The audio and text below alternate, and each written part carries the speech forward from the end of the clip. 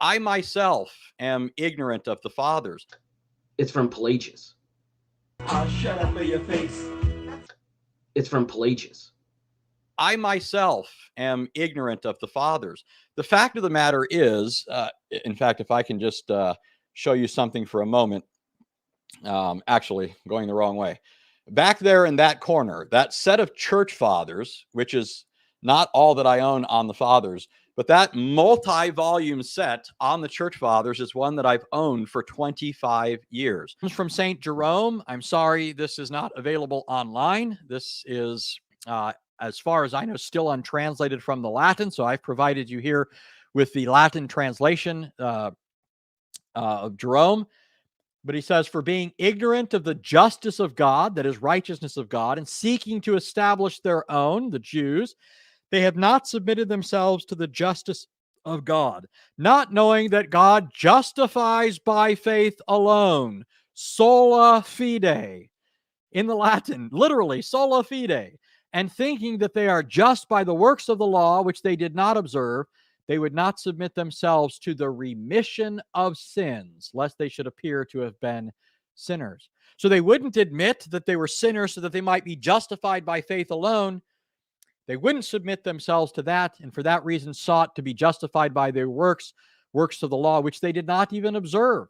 But again, St. Jerome refers to it as being justified. This is a text I believe that Mr. Rogers uses, and I gave the citation there from Patrologia Latinae. That's what the PL refers to, as opposed to Patrologia Graecae. Jerome, Mr. Rogers cites, for being ignorant of the justice of God and seeking to establish their own, they have not submitted themselves to the justice of God, not knowing that God justifies by, there's that phrase again, faith alone, and thinking that they are just by the works of the law, which they did not observe. They would not submit themselves to the remission of sins, lest they should appear to have been sinners. Now, again, we have this faith alone here phrase. It could mean sola fide, but there's nothing here per se. It's just a difference between people who were ignorant of justice of God. They tried to establish their own, that is to be the source of their own justice. They didn't submit to God's justice. All right. That's just plain good old anti-Pelagian talk. All right. So if you look at your sola fide checklist, I think you'll see that there's nothing here that expresses sola fide. It says, thinking that they are just by works of the law. Well, Jerome could, like Ambrosiaster, whom he knew, they were actually kind of enemies, could mean works of the law ceremonial, or he could mean works of the law apart from grace. Those are also possibilities.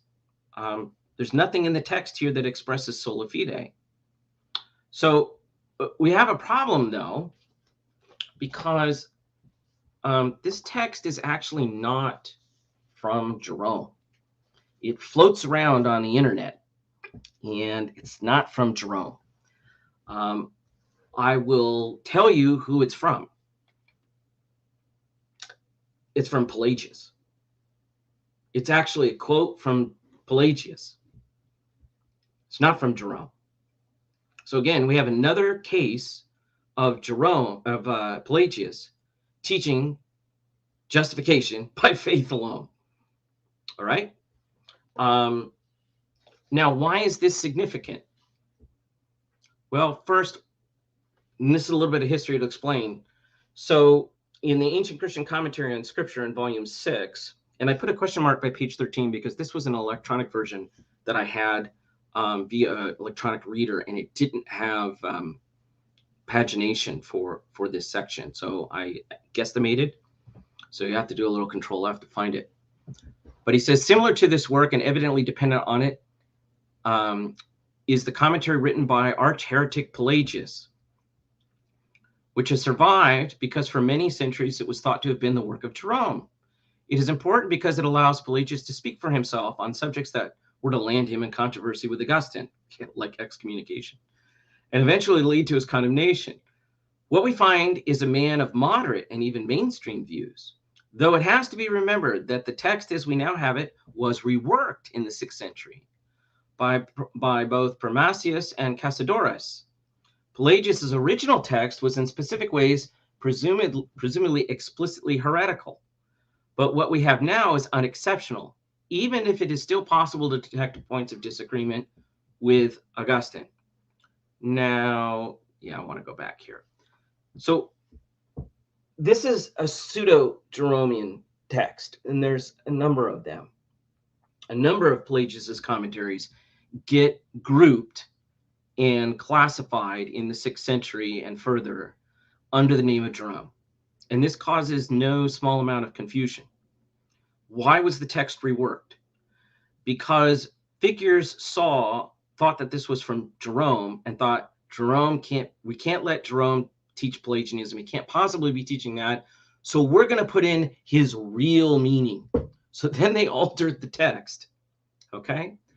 Cue the year 1516, which might be significant for Protestants because it's getting close to that 1517 year.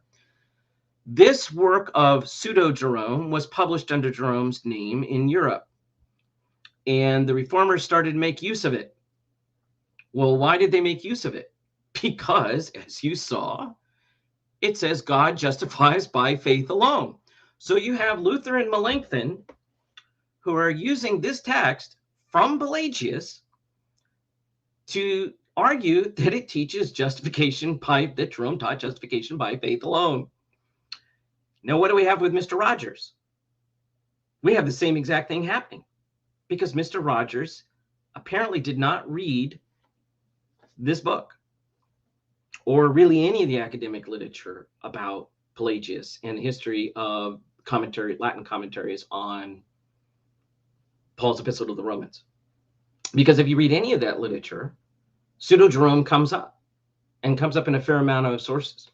I have a number of books. Suter's book comes up in the Ambrosiaster commentary, comes up in lots of different places. So why is this important? The history is interesting, but for us it's important because, remember I said the name of the program is Shapes in the Clouds, seeing patterns that just aren't there? Well, Mr. Rogers took this text, and because he thought it was from Jerome, he read into the patristic text something that was not there according to the original intent of the author. Because whatever Pelagius believed, he did not believe the Protestant doctrine of justification by faith alone. And so, Mr. Rogers, I think this is important to take a step back and be much more careful and provide some kind of analysis for the text that you're looking at for your readers and for yourself. Because, here I'm not trying to do a one-upman thing, seriously, because everybody makes mistakes. I make mistakes. You've seen some of my spelling mistakes, okay? I've made mistakes. So I'm not trying to cow you or humiliate you, but I see these texts float around from Jerome and others that are falsified on the internet, and it appears, unless you went to Patrologia Latinae yourself and got this text, which is possible. I don't know if you can read Latin or not, but that's possible.